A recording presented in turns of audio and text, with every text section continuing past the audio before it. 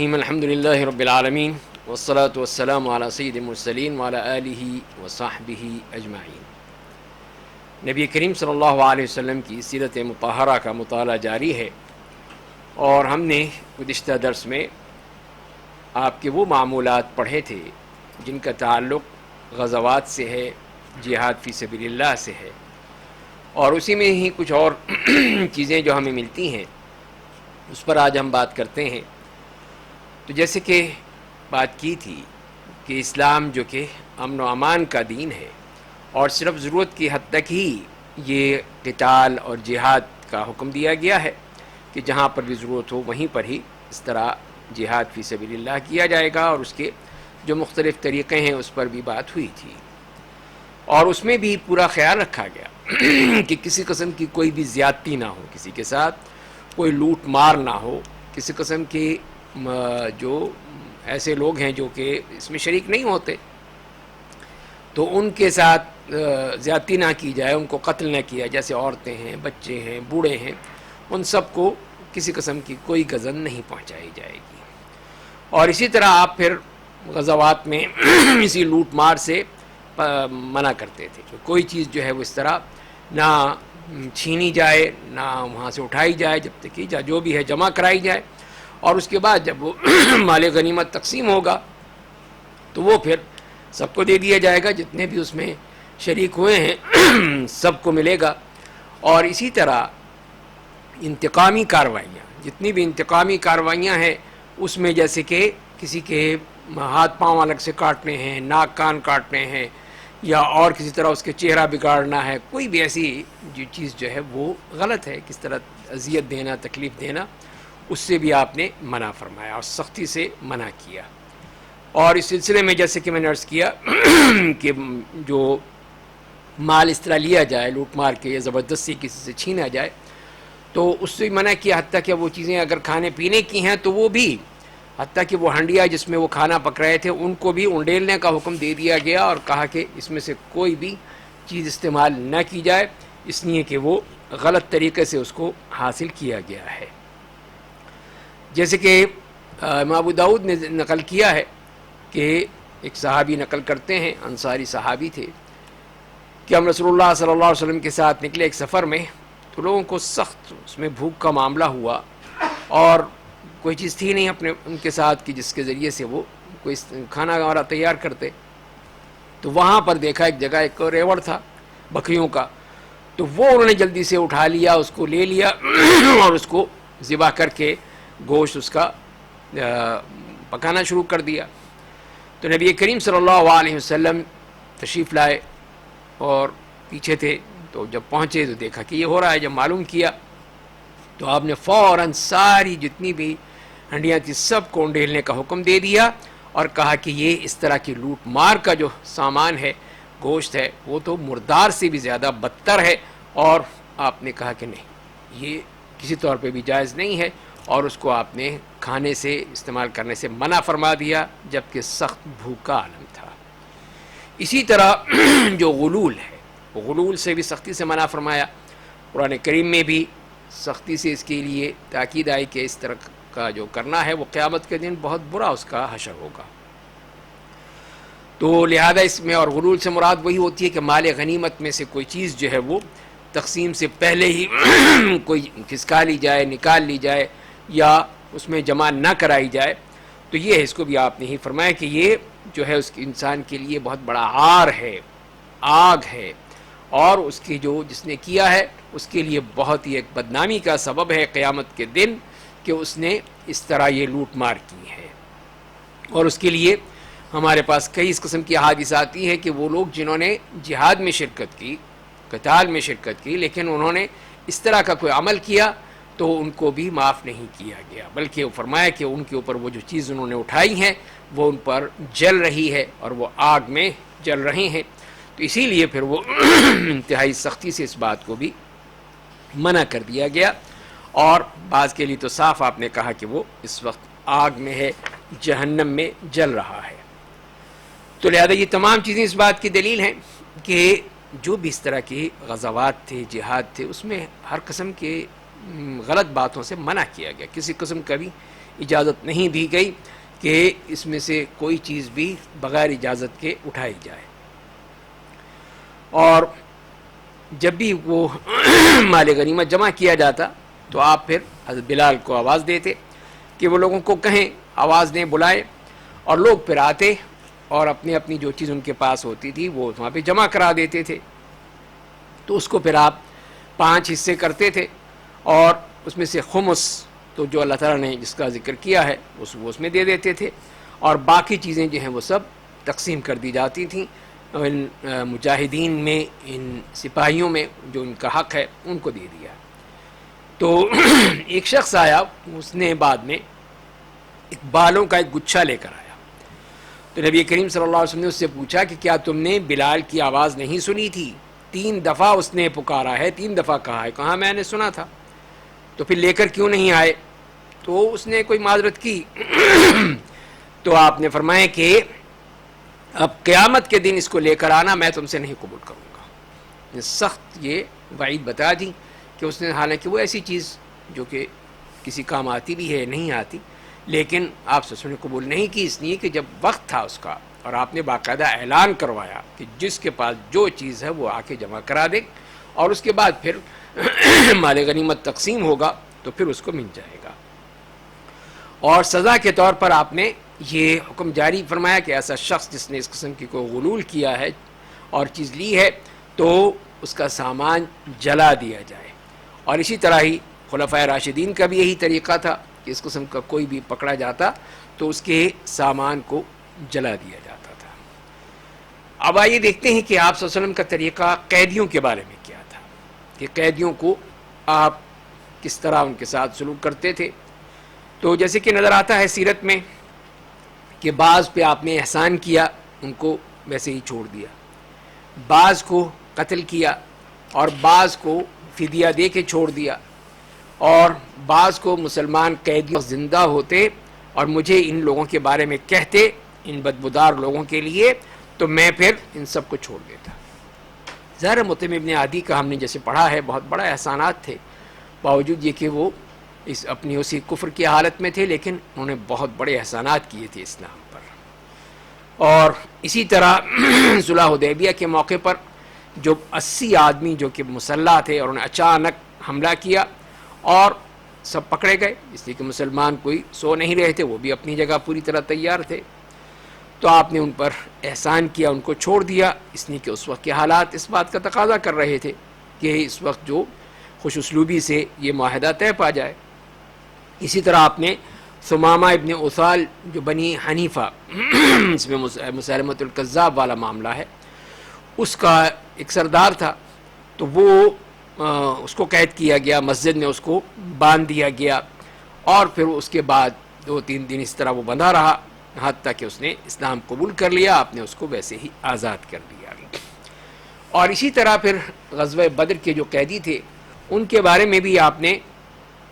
مشورہ کیا، صحابہ کرام سے مشورہ کیا، حضرت ابوبکر صدیق رضی اللہ تعالیٰ عنہ نے تو ان سے یہ کہا کہ ان کے بارے میں کہ ان سے فدیہ لے لیا جائے، تو یہ ہمارے پاس ایک طاقت بھی بن جائے گی، مالی معاملات بھی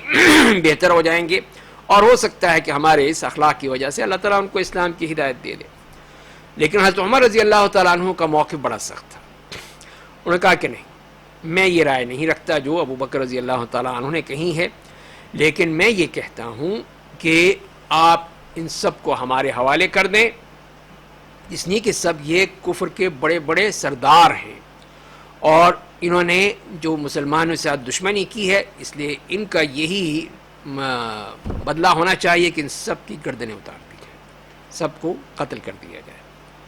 لیکن نبی کریم صلی اللہ علیہ وسلم اپنی وہی رحمت، شفقت اور نرمی والا جو آپ کا اسلوب تھا، تو آپ نے حضرت ابوبکر رضی اللہ تعالیٰ عنہ کی رائے قبول کر لی اور اس پر آپ نے فیصلہ کیا، اور جو حضرت عمر کی رائے تھی وہ آپ نے نہیں لی۔ تو جب اگلا دن ہوا تو حضرت عمر تشریف لائے، دیکھا کہ رسول اللہ صلی اللہ علیہ وسلم اور حضرت ابوبکر دونوں رو رہے ہیں، تو انہوں نے کہا کہ یا رسول اللہ کہ کیا وجہ ہے، آپ بھی اور آپ کے ساتھی دونوں جو ہیں آپ لوگ رو رہے ہیں، تو اگر واقعی کوئی ایسی بات ہے تو میں بھی آپ کے ساتھ شریک ہو جاؤں اسی رونے میں۔ اور اگر ایسی نہیں ہے رونا بھی آئے تو میں کم از کم شکل ہی بنا لوں گا رونے والے کی. تو نبی کریم صلی اللہ علیہ وسلم نے فرمایا کہ میں اس لیے رو رہا ہوں جو تمہارے ساتھیوں نے جو مجھے کہا تھا اس بارے میں کہ وہ فدیہ لے لو ان قیدیوں کے بارے میں، تو مجھے اس درخت سے بھی قریب عذاب کی سخت وعید مجھے دی گئی ہے. اور اللہ تعالیٰ نے یہ آیات نازل کی ہیں ما کان لنبی ان یکون لہ اسری حتی یثخن فی الارض، کہ نبی کے لیے تو قیدیوں کو رکھنا جائز ہی نہیں تھا یہاں تک کہ جب زمین میں خون نہ بہہ جائے. تو یہ وجہ تھی کہ اس لیے نبی کریم صلی اللہ علیہ وسلم اس بات پہ سخت طرح سے رنجیدہ تھے کہ انہوں نے یہ لیا. لیکن ظاہر ہے کہ جب نبی کریم صلی اللہ علیہ وسلم نے ایک فیصلہ کر دیا تو پھر اب اللہ تعالیٰ نے بھی اس کے بارے میں اجازت دے دی ان کو، تو یہ ہو گیا. لیکن بتا دیا گیا کہ یہ موقع ایسا تھا کہ اس وقت یہ پہلا موقع تھا اور اس میں مسلمانوں کو فتح ہوئی تھی، تو اس وقت کسی نرمی کا سوال ہی پیدا نہیں ہوتا. اس لیے کہ اس وقت اگر یہ پوری طرح یہ چیز نافذ کر دی جاتی، ان سب کو ختم کر دیا جاتا، تو پورے عرب پر ایک دھاک بیٹھ جاتی. معلوم ہوتا ہے کہ مسلمان ایک طاقت ہیں، ایک قوت ہیں، اور اب انہی کا ہی سارا اس پر حکومت ہوگی، ساری ان کا ہی دبدبہ چلے گا، اور یہی اصل حکمران ہوں گے جزیرہ عرب کے. بہرحال اللہ تعالیٰ کا جو فیصلہ تھا وہ ہو گیا. اسی طرح آپ نے سلمہ ابن الاکوع رضی اللہ تعالیٰ عنہ سے ایک وہ لونڈی دی تھی، اور تو اس کے بعد پھر وہ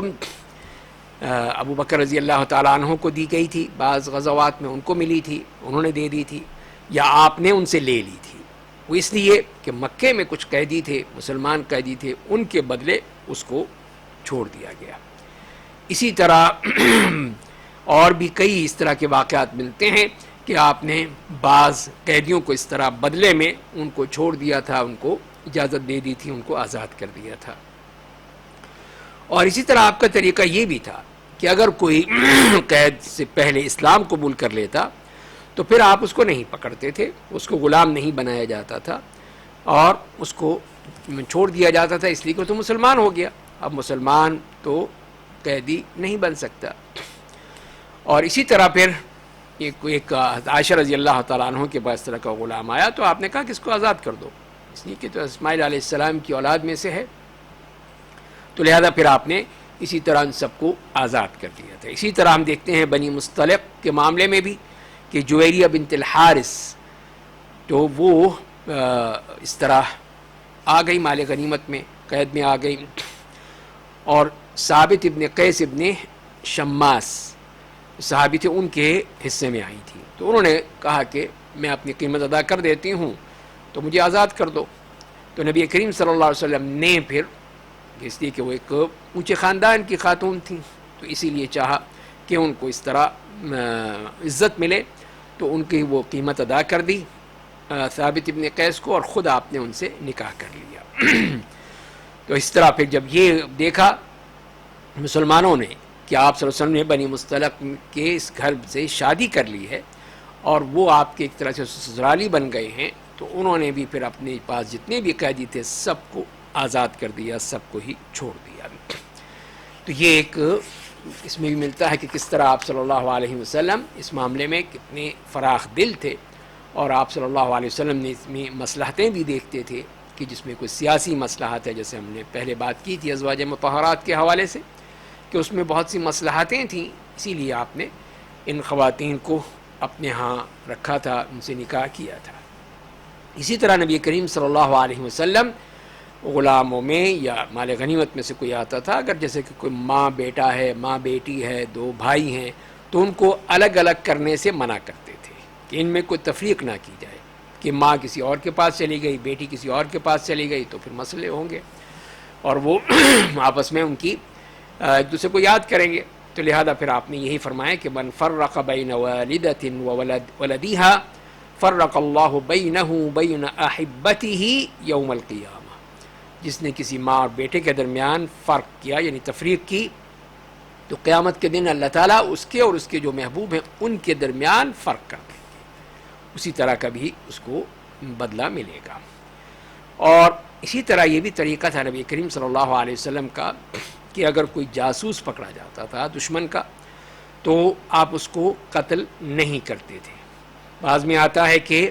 آپ نے قتل کیا ہے، لیکن بعض روایات میں اسی میں آتا ہے کہ آپ نے قتل نہیں کیا۔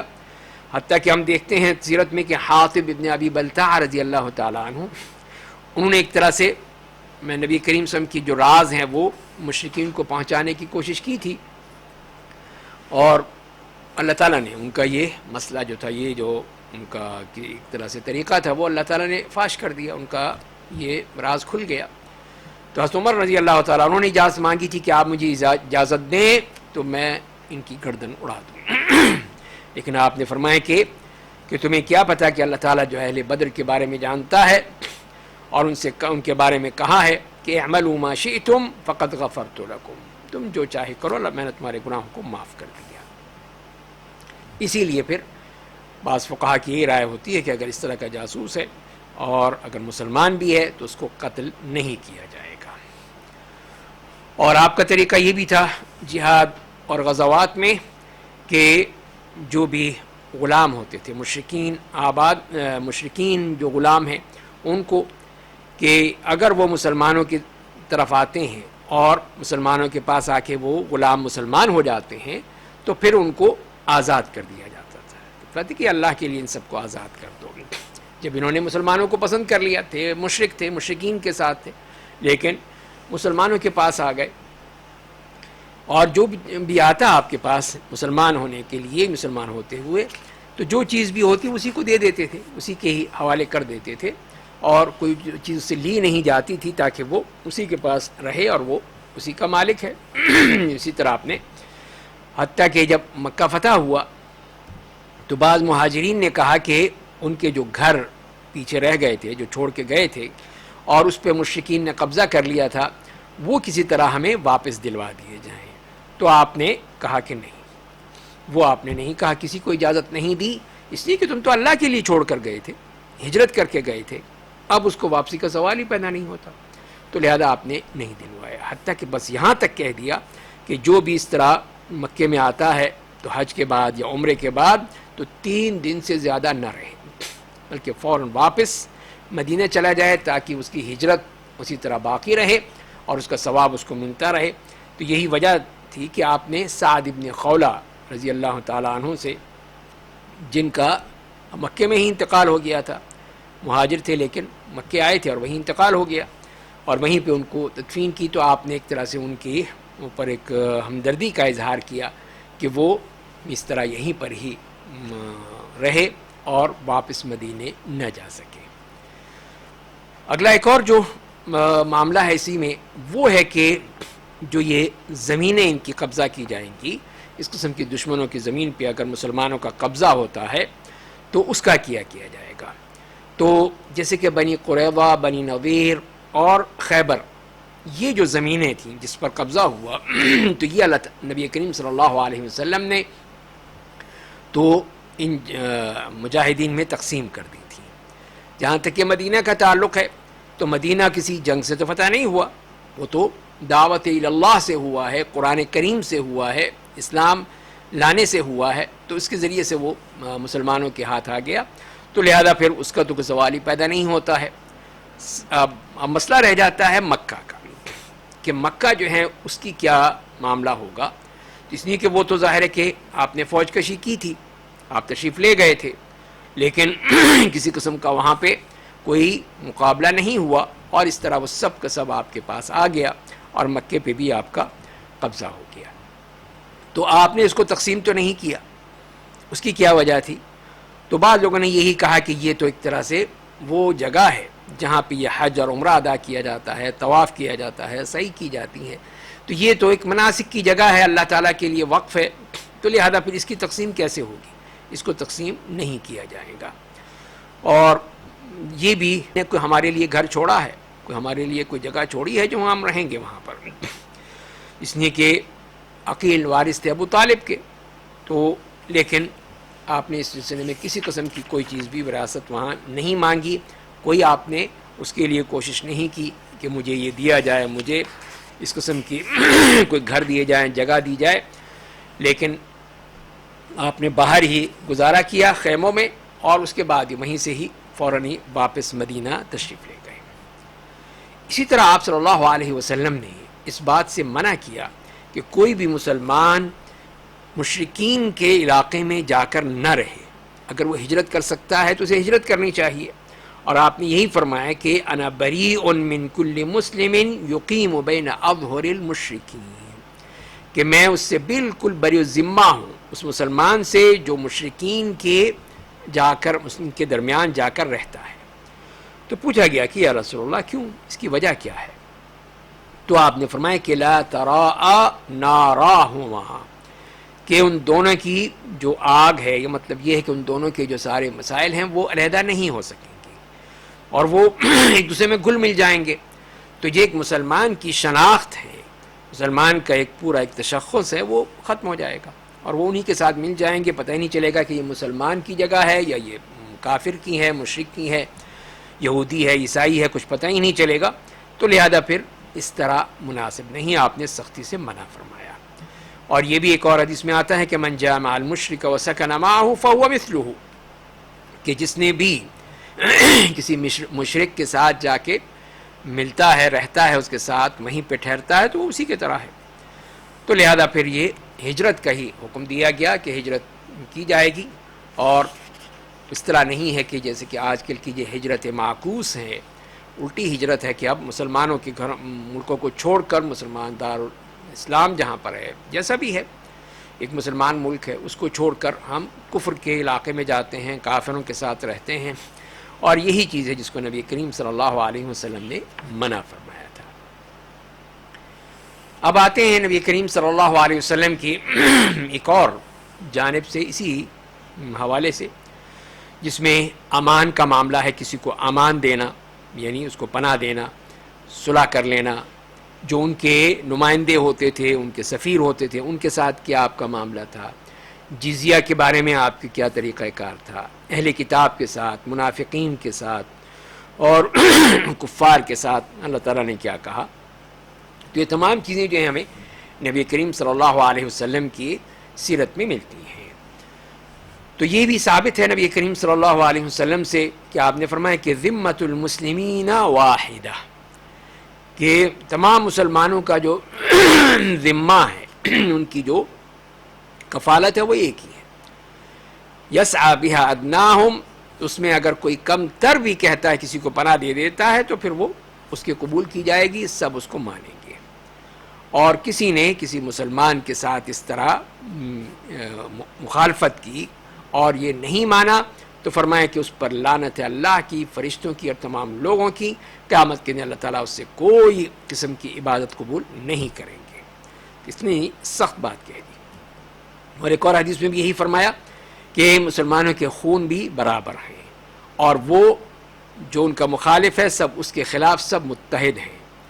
اور ان میں سے جو بھی کم سے کم تر شخص بھی ہوگا، وہ بھی اگر کسی کی کو پناہ دیتا ہے تو سب اس کو مانیں گے، اس کی مخالفت نہیں کریں گے. پھر آپ نے یہ بھی فرمایا کہ کافر کے بدلے مومن کو قتل نہیں کیا جائے گا. اور اسی طرح جو معاہد ہے، جو جس کے ساتھ عہد ہے غیر مسلموں میں سے، اس کو بھی اس کے عہد میں ہوتے ہوئے قتل نہیں کیا جائے گا. اور جس نے بھی کسی قسم کا کوئی بھی ایسا کام کیا جو مسلمانوں کی شریعت میں نہیں ہے، طریقے میں نہیں ہے، تو وہ خود ذمہ دار ہوگا اس کا. اور جس نے بھی ایسا کوئی کام کیا یا کسی بھی ایسے بدعتی شخص کو پناہ دی، تو اس پر اللہ کی لعنت، فرشتوں کی لعنت، تمام لوگوں کی لعنت. اور یہ بھی ثابت ہے کہ آپ نے فرمایا کہ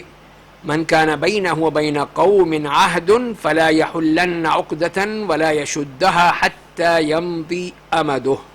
أو ينبذ إليهم على سواء. تو یہ بھی ہے معاہدوں کے بارے میں کہ جس کا بھی اس طرح کسی قوم کے ساتھ، کچھ لوگوں کے ساتھ معاہدہ ہو، تو مسلمان کا یہی طریقہ ہے کہ وہ اس معاہدے سے پیچھے نہیں ہٹے گا، اس کی خلاف ورزی نہیں کرے گا، بلکہ اس کو پورا کرے گا جتنی اس کی مدت ہے، جیسے کہ آپ نے خود اپنا نمونہ پیش کر دیا. اور یا یہ ہے کہ وہ لوگ جو ہیں دوسرے، وہ اس کا انکار کر دیں، اس کو معاہدے کو توڑ دیں، وہ ایک الگ بات ہے، لیکن مسلمانوں کے لیے جائز نہیں ہے. تو لہذا آپ صلی اللہ علیہ وسلم نے اس طرح انتہائی سخت الفاظ میں اس بات کی نفی کی ہے، اس بات سے منع کیا ہے کہ کسی سے معاہدہ کر کے معاہدے کو توڑ دیا جائے۔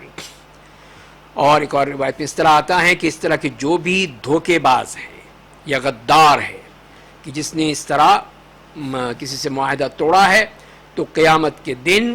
اس کی پیٹھ پر ایک وہ جھنڈا لہرایا جائے گا اور یہ کہا جائے گا کہ ہذہ غدرۃ فلان ابن فلان، کہ یہ فلاں ابن فلاں کا جو دھوکہ تھا، غداری تھی، یہ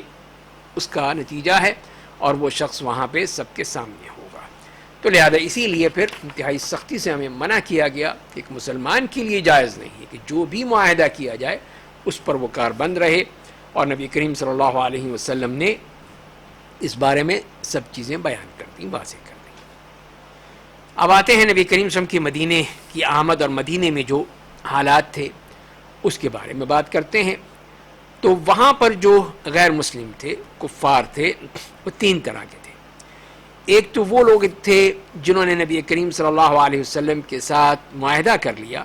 کہ اب آپ کے ساتھ کوئی جنگ نہیں کریں گے، کہ آپ کے خلاف کسی کی مدد نہیں کریں گے، کسی دشمن سے دوستی نہیں کریں گے، اور اس طرح پھر وہ ان کو یہ امان دے دی گئی، ان کے خون کے بارے میں ان کی جان مال محفوظ رہے گی۔ تو ایک تو یہ لوگ تھے۔ دوسرے وہ تھے جنہوں نے نبی کریم صلی اللہ علیہ وسلم سے جنگ کی اور دشمنی پر ہی تلے رہے۔ اور تیسرے وہ تھے جنہوں نے ایک طرح سے غیر جانبدار ہونے کا ثبوت دیا، نہ کوئی صلح کی نہ کوئی جنگ کی، بلکہ یہ دیکھتے رہے کہ حالات کس رخ پہ بیٹھیں گے اور کیا ہوگا، اس کے مطابق ہم کریں گے۔ تو اور اسی طرح جو دشمن تھے ان میں بھی یہی تھا کہ بعض تو یہ تھے وہ چاہتے تھے کہ آپ ہی اس پہ غالب آ جائیں اور آپ کو مدد مل جائے اور آپ حکومت کریں۔ دوسرے وہ تھے جو یہ چاہتے تھے کہ آپ کے دشمن جو ہیں وہ غالب آ جائیں اور وہ یہاں پہ حکومت کریں اور ان کو یہ سارا سب کچھ مل جائے۔ اور تیسرے وہ تھے جو کہ ظاہر میں آپ کے ساتھ تھے لیکن باطنی طور پر وہ آپ کے ساتھ نہیں تھے، بلکہ وہ آپ کے دشمن کے ساتھ تھے، اور یہی وہ لوگ تھے جو کہ منافق ہیں۔ تو اس طرح نبی کریم صلی اللہ علیہ وسلم نے ہر ایک کے ساتھ معاملہ کیا جو جس کا مستحق تھا۔ تو مدینے کے جو یہودی تھے ان سے پھر آپ نے، جسے ہم پہلے بات کر چکے ہیں، کہ معاہدہ کیا اور ایک طرح سے ایک امن و امان اور صلح سلامتی اور امن و امان کی بات کی۔ اور یہ تین قبیلے تھے وہاں پر بڑے، بنو قینقاع، بنو النضیر اور بنی قریظہ۔ تو بنو قینقاع نے بدر کے بعد آپ سے جنگ کی اور مسلمانوں کے خلاف سازشیں کی، تو آپ صلی اللہ علیہ وسلم نے ان کو پھر وارننگ دے دی کہ یہ نہیں چلے گا۔ ظاہر ہے کہ اب معاہدہ توڑ دیا تم لوگوں نے۔ جب ایک مسلمان عورت کو اور ایک مرد کا مسئلہ ہوا اور جو تفصیل آتی ہے، تو اس کے نتیجے میں مسلمان کو مارا گیا ہے۔ تو نبی کریم صلی اللہ علیہ وسلم، تو شوال کے درمیانی تاریخ تھی، ہفتے کا دن تھا، اور ہجرت کی یہ تقریباً 20 مہینے کے بعد کا واقعہ ہے۔ تو یہ لوگ جو تھے یہ عبداللہ ابن ابی کے حلفاء تھے، ان کے ساتھ اس کے معاملہ تھا، جو کہ منافقین کا رئیس تھا۔ اور یہ لوگ بہت ہی بہادر بھی تھے، یہ یہودی اس معاملے میں۔ تو اس وقت آپ نے جو مسلمانوں کا جھنڈا تھا وہ حضرت حمزہ ابن عبد المطلب رضی اللہ تعالیٰ عنہ کے ہاتھ میں دیا، اور مدینے میں اپنی جگہ پہ ابو لبابہ ابن عبد المنذر کو وہاں پر قائم مقام بنا کر رکھا آپ نے۔ اور پھر جب وہاں پہنچے تو انہوں نے اپنے اپنے جو قلعے تھے اس میں قلعہ بند ہو گئے، تو آپ نے 15 دن تک ذی القعدہ کے شروع تک آپ نے ان کا محاصرہ کیا۔ اور یہ وہ پہلے تھے جن سے یہودیوں میں سے جنگ ہوئی، اور وہ اپنے اس طرح محصور ہو کر بیٹھ گئے، یہاں تک کہ اللہ تعالیٰ نے ان کے دلوں میں ہی رعب اور خوف ڈال دیا، اور وہ جو منافقین کی توقع تھی کہ وہ آئیں گے مدد کریں گے وہ ہو نہیں سکا۔ تو انہوں نے کہا کہ پھر ہم اب جو آپ فیصلہ کریں، جو ہمارے بارے میں فیصلہ کریں تو وہ ہم اس کے لیے تیار ہیں۔ اور وہ سب کے سب نبی کریم صلی اللہ علیہ وسلم کے فیصلے کو قبول کرنے کے لیے تیار ہو گئے۔ تو عبداللہ ابن ابی نے پھر آ کے بہت آپ سے منتیں کی، سماجت کی کہ آپ ان کو میرے حوالے کر دیں، بس چھوڑ دیں، پہلا موقع ہے، یہ ہے وہ ہے. تو آپ نے کہا کہ نہیں، یہ سب کے سب مدینے سے نکل جائیں، مدینے سے نکل جائیں اور کوئی اس میں سے یہاں پر نہیں ٹھہرے گا. تو وہ پھر شام کی حدود میں ازرعات کے مقام پہ وہاں پر چلے گئے، اور پھر وہاں پہ اکثریت جو ہے وہیں پر ہی مرکب گئی. یہ سب کے سب جو تھے وہ تاجر تھے، کچھ اس میں سے سنار تھے، اور تقریباً 600 کے قریب وہ تھے جو کہ جنگجو تھے اس میں سے. اور پھر ان کی سارا جو مال تھا وہ سب کا سب مسلمانوں کے ہاتھ میں آ گیا، مال غنیمت تھا. تو اس وقت 3 تو وہ ان کی وہ زرہ تھیں اور کمانیں تھیں، 3 تلواریں تھیں، 3 نیزے تھے، اور اسی طرح پھر آپ نے ان کے اسی طرح 5 حصے کر کے اور ان کو تقسیم کیا، اور یہ سارا کام محمد ابن مسلمہ رضی اللہ تعالیٰ عنہ کی ذمہ داری لگائی کہ وہ اس کو تقسیم کریں.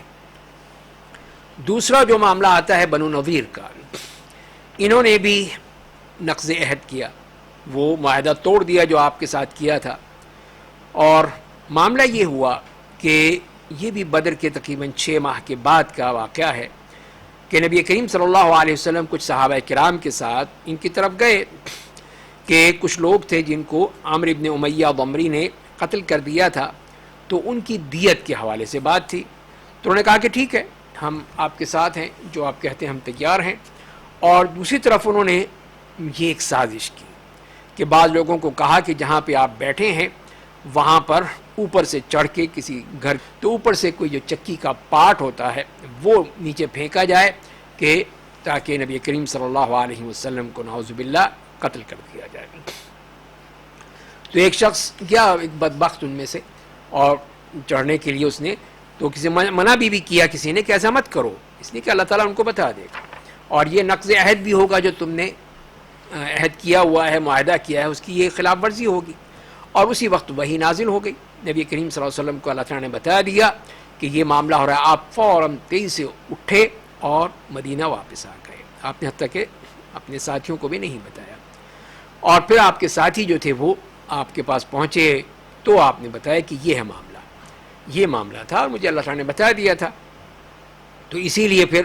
نبی کریم صلی اللہ علیہ وسلم نے ان کو فوراً پیغام دے دیا کہ اب تم یہاں مدینے میں نہیں رہ سکتے، اب یہاں سے نکل جاؤ. یہاں پہ میں تمہیں اجازت نہیں دیتا کہ یہاں پہ رہو، 10 دن کی تمہیں اجازت کی مہلت ہے، اور تم یہاں سے نکل جاؤ. اور اس کے بعد اگر کسی کو دیکھا تو اس کی گردن مار دی جائے گی. تو وہ بیٹھے تیاری کرتے رہے کہ سامان باندھیں، اپنا کچھ کریں. تو عبداللہ ابن ابی نے ان کو یہ پیغام بھیجا کہ نہیں، کوئی ضرورت نہیں جانے کی، میں تمہارے ساتھ ہوں، اور 2000 فرد میرے ساتھ ہیں، تو تمہارے ساتھ وہ بھی اس میں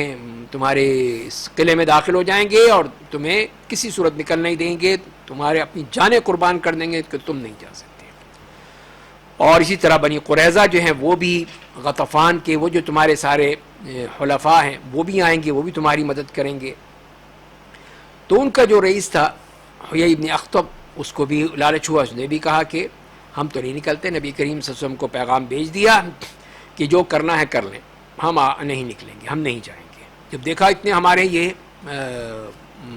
حامی آ گئے ہیں، منافقین میں سے بھی، یہودی جو بنی قریظہ کا معاملہ تھا وہ بھی، اور دوسرے بھی، تو ہم نہیں جائیں گے. تو نبی کریم صلی اللہ علیہ وسلم نے کہا، تو پھر مسلمانوں سے کہا تیاری کی جائے، اللہ اکبر کہہ کے، اور وہ سب تیار ہو گئے. اور پھر آپ نے جھنڈا تھا علی بن ابی طالب رضی اللہ تعالیٰ عنہ کے سپرد کیا. تو جب وہاں پہنچے تو انہوں نے پھر اپنی وہاں پہ قلعوں کے اوپر سے مسلمانوں پر تیر اندازی شروع کر دی، تیر پھینکنے شروع کر دیے، پتھر پھینکنے شروع کر دیے، اس قسم کی ہیں. بنو قریظہ جو ہے وہ چلے گئے، نکل گئے. ان کو جب دیکھا کہ یا تو واقعی جنگ شروع ہو چکی ہیں. اور عبداللہ ابن ابی نے بھی خیانت کی، اس نے جو پہلے ان کو سبز باغ دکھائے تھے اس کے بعد وہ بھی نکل بھاگا. اور اس طرح غطفان والوں کا جو اس نے کہا تھا کہ وہ آئیں گے، وہ بھی نہیں آئے. تو لہذا پھر وہ ایک دم نہتے ہو کر رہ گئے، کوئی ان کی مدد کے لیے نہیں آیا، جس کی مثال اللہ تعالیٰ نے دی ہے قرآن کریم میں کہ مثل الشیطان اذ قال الانسان اکفر فلما کفر قال انی بریء منک، کہ یہ فرمایا کہ ان کی مثال شیطان کی ہے کہ جب وہ انسان سے کہتا ہے تو کفر کر، اور جب وہ کفر کر لیتا ہے تو کہتا ہے میں جا رہا ہوں. میں تجھ سے بری، میرا کوئی تعلق نہیں۔ تو یہ سارا قصہ جو ہے اللہ تعالیٰ نے سورہ حشر میں بیان کیا ہے بنو نضیر کا، اور اس طرح پہ نبی کریم صلی اللہ علیہ وسلم نے ان کا محاصرہ کیا، ان کے جتنے بھی باغات تھے وہ سارے کاٹ ڈالے، اور پھر انہوں نے جب دیکھا کہ اب تو معاملہ بڑا ہی سخت ہو گیا ہے اور آپ صلی اللہ علیہ وسلم اس پر ڈٹے ہوئے ہیں، تو اب تو کوئی بھی نہیں، ہمارے سب جو بھی تھے ہمارے حلفاء سب بھاگ گئے ہیں، تو انہوں نے کہا کہ اب ہمیں بھی اجازت دے دیں، پھر تو آپ جو فیصلہ کریں کہ ہم اپنی جان مال بچا کے نکل جائیں یہاں سے۔ تو بے نبی کریم صلی اللہ علیہ وسلم نے کہا کہ صرف جو بھی ہے ایک اونٹ اور اس پر جو بھی سامان لے جا سکتے ہو وہ لے لو، اسلحہ نہیں جائے گا، اسلحہ تمہیں یہیں پہ۔ تو آپ نے ان کے جو بھی باقی جو مال متاع تھا وہ بھی، اسلحہ بھی، سارا اس پہ قبضہ کر لیا، اور اس طرح یہ بنو نضیر کا جو معاملہ تھا یہ خالص تھا اللہ کے لیے، اللہ کے رسول صلی اللہ علیہ وسلم کے لیے، اس لیے کہ یہ فی کا معاملہ تھا، مال غنیمت نہیں تھا، اس لیے کہ اس میں کوئی جنگ ہوئی نہیں، کسی قسم کی جنگ نہیں، کوئی قتال نہیں ہوا، کچھ نہیں ہوا، اور پھر وہ نکل گیا۔ اس کے مقابلے میں قریظہ میں وہاں پہ دوسرا معاملہ تھا، تو لہذا پھر آپ سوچ نے ان کے اس مال غنیمت کو رکھا مسلمانوں کے لیے کہ یہ اب مسلمانوں کے کام آئے گا، جیسے کہ اللہ تعالیٰ نے فی کے بارے میں احکام دیے ہیں۔ اور جہاں تک کہ قریظہ کا معاملہ ہے، بنی قریظہ کا، تو یہ بہت سخت دشمن تھے مسلمانوں کے، اور اپنے کفر میں بھی بہت ہی سخت تھے۔ تو اب ان کے ساتھ جو معاملہ ہوا وہ ایک بالکل الگ تھا، وہ نہیں تھا جو ان کے باقی ساتھیوں کے ساتھ ہوا۔ تو ان کا جو معاملہ یہ تھا، جو سبب بنا ان کی اس بات کا، کہ جب نبی کریم صلی اللہ علیہ وسلم غزوہ خندق کے لیے تشریف لے گئے، اور ان کے ساتھ تو صلح ہوئی تھی، معاہدہ تھا یہودیوں کے ساتھ، تو حیی ابن اخطب جو تھا وہ اپنے ساتھیوں کے پاس آیا، اپنے ان کے پاس، تو کہنے لگا کہ میں اس وقت بڑا موقع، بڑا زبردست ہے، بڑا اچھا موقع ہے، اور میں نے جا کے قریش سے جا کے ملا ہوں، ان سے بات چیت کی ہے، بنی غطفان والوں سے بات کی ہے، اور سب سے کہا ہے کہ تم تیار ہو جاؤ، یہ موقع بڑا اچھا ہے کہ مسلمان جو ہیں اس وقت مشغول ہیں وہ غزوہ خندق میں، تو ہم ایک دم پیچھے سے حملہ کر کے ان سب کا صفایا کر دیتے ہیں۔ تو بعض لوگوں نے ان سے کہا بھی، بعض ان کے پاس گئے کہ نہیں، تم کو عزت اور تمکنت کی بات نہیں لائے، تم تو ہمارے لیے ذلت کی باتیں لائے ہو، اور ہمیں تم تباہ و برباد کرو گے۔ وہ ماننے کو تیار نہیں ہوئے، لیکن یہ حیی ابن اخطب پوری طرح تلا ہوا تھا کہ نہیں، اس وقت کچھ کرنا ہے ورنہ ہم مارے جائیں گے، اور اس نے پھر وہ بہت کوشش کر کے سب کو رام کر لیا، سب کو مان کر لیا، اور پھر یہ جو معاہدہ تھا، جو معاہدہ ہوا تھا، اس کو توڑ دیا، کاٹ دیا، نبی کریم صلی اللہ علیہ وسلم کو گالیاں دیں، برا بھلا کہا، اور اس طرح پھر وہ جب آپ کو یہ خبر پہنچی تو آپ نے کہا کہ مسلمانوں سے کہ اب ان کا بھی خاتمہ ہوگا، اب یہ بھی جائیں گے۔ تو نبی کریم صلی اللہ علیہ وسلم جب غزوہ خندق سے واپس آئے، گھر آئے، تو جبریل علیہ السلام تشریف لائے اور کہنے لگے کہ آپ نے اپنا اسلحہ اتار دیا، سب ہو گئی، فرشتوں نے تو نہیں اتارا اب تک، فرشتے تو اسی طرح تیار ہیں، تو اس لیے اب آپ کا جائیے، جا کے بنی قریظہ کا معاملہ جو ہے اس کو بھی صاف کیجیے،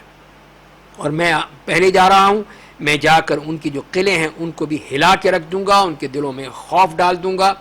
اور پھر جبریل علیہ السلام فرشتوں کے ساتھ ادھر تشریف لے گئے،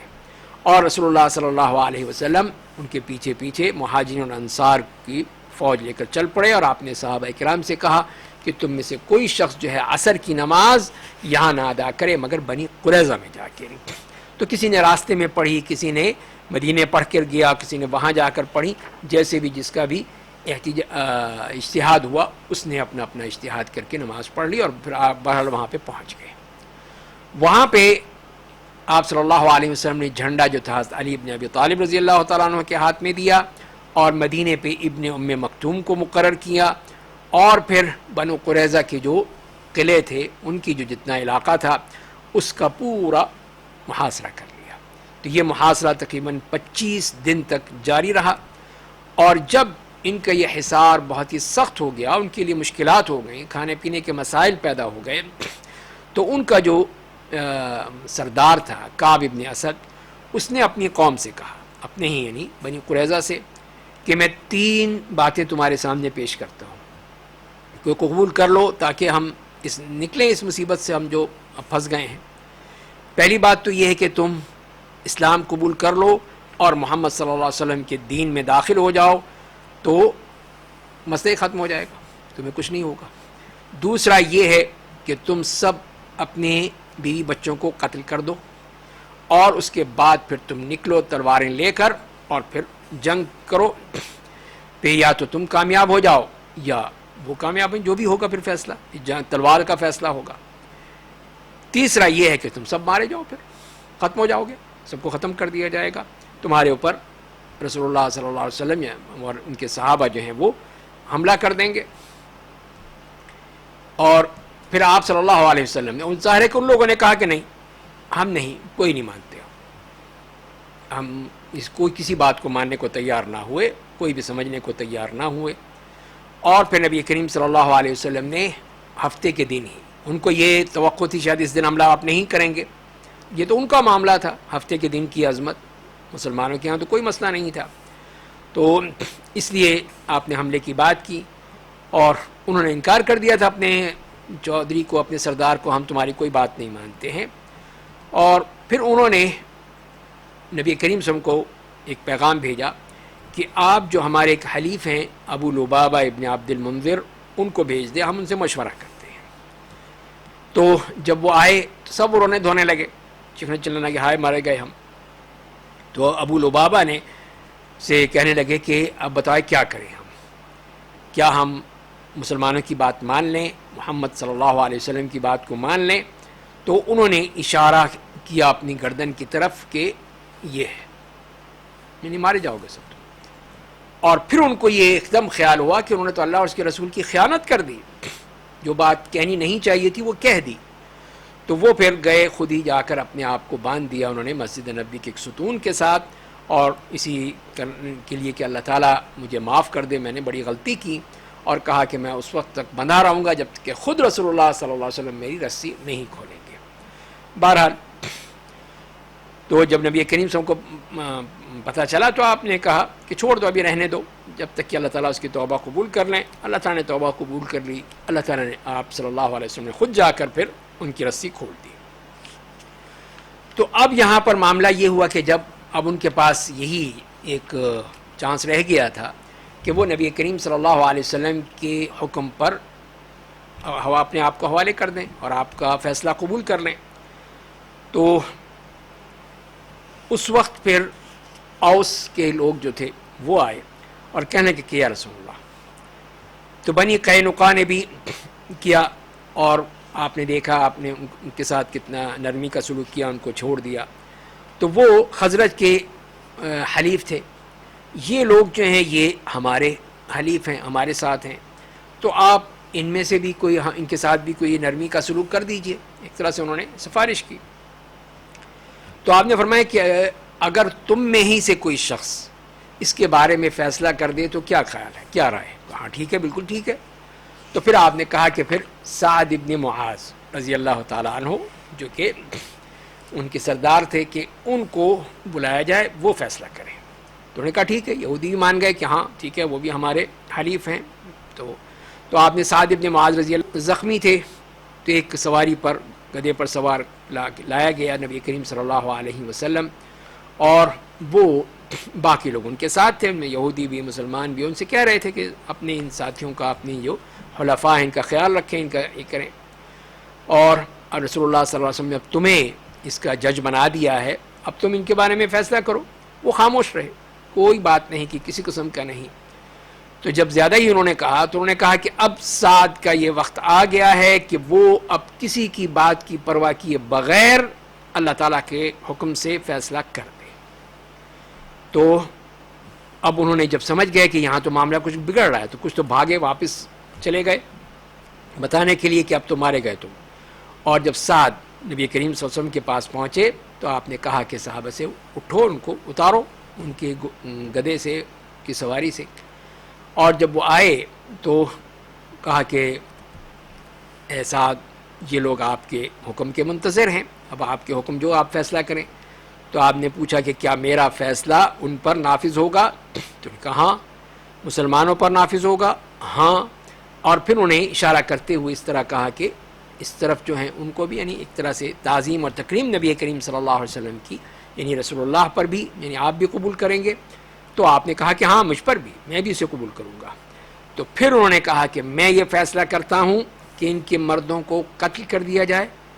ان کی جو عورتیں ہیں بچے ہیں ان کو غلام بنا لیا جائے، ان کے مال جو ہیں وہ تقسیم کر دیا جائے. تو نبی کریم صلی اللہ علیہ وسلم نے فرمایا لقد حکمت فیہم بحکم اللہ من فوق سبع سماوات،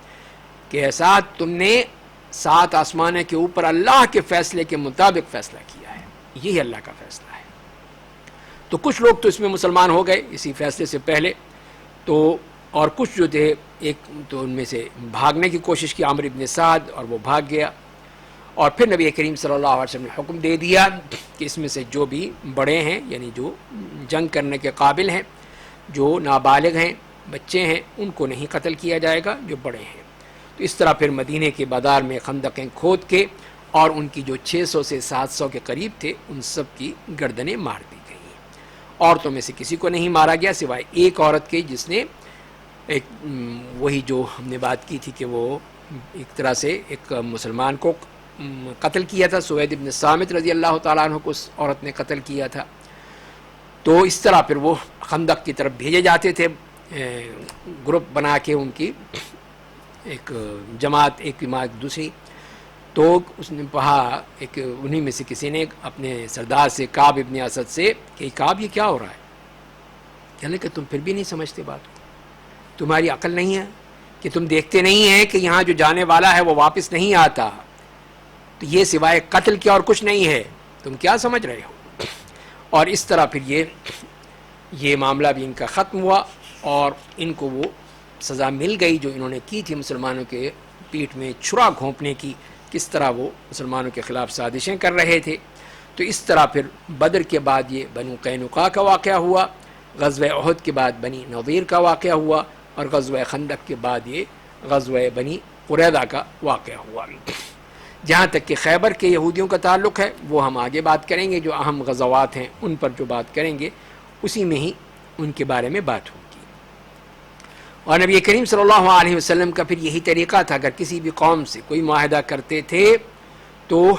جو بھی ان میں سے اگر کوئی مخالفت کرتا تھا یا بدعہدی کر دیتا تھا تو پھر آپ ان کے ساتھ پھر وہی سلوک کرتے تھے، اور جو مان جاتے تو پھر آپ ان کو بھی بات میں لیتے. اس طرح یہی طریقہ جیسے کہ آپ نے ان کے ساتھ کیا. لیکن یہ ہے کہ جو بھی ہوگا سب کے سب مارے جائیں گے اس میں، اگر کوئی نہیں بھی مانے گا تو وہ بھی مارا جائے گا، اس لیے کہ سب کے سب مجرم ٹھہرائیں جائیں گے. جیسے کہ آپ نے بنو قریظہ، بنی نضیر، بنو قینقاع کے ساتھ کیا، سب کے سب اس میں ہو سکتا ہے کچھ لوگ جو ہیں وہ نبی کریم صلی اللہ علیہ وسلم کی بات کو ماننے کو تیار ہوں، اسلام قبول کرنے کے لیے یا دین میں آنے کے لیے، لیکن اس طرح اہل مکہ کے ساتھ سب کے ساتھ ہوا. تو لہذا اسی سے معلوم یہی ہوتا ہے کہ اس معاملے میں جتنا بھی معاملہ ہے وہ سب کا سب جو ہے وہ سب پر اس کو نافذ کیا جائے گا جو بھی فیصلہ ہوگا. اور پھر نبی کریم صلی اللہ علیہ وسلم کا یہ بھی طریقہ تھا کہ اگر آپ کسی سے معاہدہ کرتے تھے تو اور لوگ بھی اس میں شریک ہونا چاہتے معاہدے میں تو آپ اس کی اجازت دے دیتے تھے. اور اسی طرح لوگ جو دشمن کے ساتھ شریک ہونا چاہتے ان کو اس کی اجازت تھی. تو جیسے کہ ہم دیکھتے ہیں کہ مکہ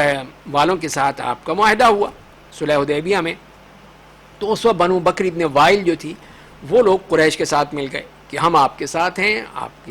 ہم ساتھ دیں گے. اور بنی خزاعہ جو تھے وہ آ گئے مسلمانوں کے ساتھ، تو مسلمانوں کے کہ ہم آپ کے ساتھ ہیں. اور اس کے بعد ہوا کیا، اس معاہدے کے بعد کچھ ہی عرصے کے بعد بنو بکر نے حملہ کر دیا بنی خزاعہ پر، ایک دم رات میں حملہ کیا اور ان میں سے کافی انہوں نے قتل و غارت کی، اور قریش نے بھی خفیہ طور پر ان کی مدد کی، ان کا ساتھ دیا. تو نبی کریم صلی اللہ علیہ وسلم کو جب پتہ چلا، بنی خزاعہ نے آ کر شکایت کی کہ یہ دیکھیے ہم آپ کے حلیف ہیں اور انہوں نے کس طرح کیا ہے. تو پھر آپ نے اس کو کہا کہ یہ قریش نے نقض عہد کیا ہے، یہ معاہدہ جو ان کے ساتھ کیا تھا توڑ دیا ہے، اس لیے کہ انہوں نے بنی بکر کو اجازت دے دی جو ان کے ساتھی تھے، ان کے حلیف تھے، کہ وہ اس طرح بنی خزاعہ پر حملہ کریں. تو لہذا یہ حملہ ہمارے اوپر حملہ تصور ہوگا، اور آپ نے پھر وہ فتح مکہ کی جو غزوہ ہے یا فتح مکہ کی جو مہم تھی وہ آپ نے اس کی تیاری کی، یہ اس کا سبب بن گیا۔